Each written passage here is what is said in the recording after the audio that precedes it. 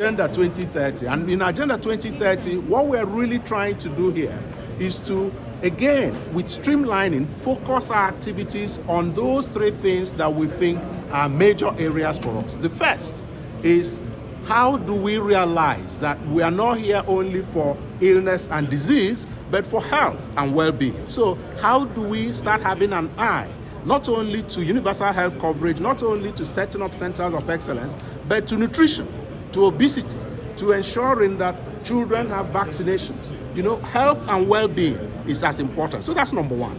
Number two, we have seen that our region is embedded and impeded by a lot of outbreaks of epidemics. You know, we have COVID-19 pandemic, which is global now, but you may not realize that whilst we're fighting that, we have Lassa fever in our region. We have dengue fever. We have a cholera. It has even killed more people. We have, you know, that exactly, and Ebola has come and gone. So it is vitally important that we have an eye to how we prepare, how we do surveillance, and how we are ready to respond rapidly to some of these threats. So that is the health security, which is the second aspect. And the third aspect is, we can't do it without an agile, efficient, and visible organization.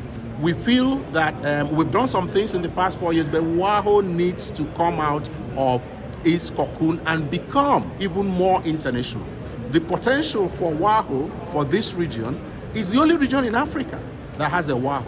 The Central African states called ECAS, Economic Community of Central Africa, have approached me and approached ECOWAS for us to advise them on how to set up a WAHO.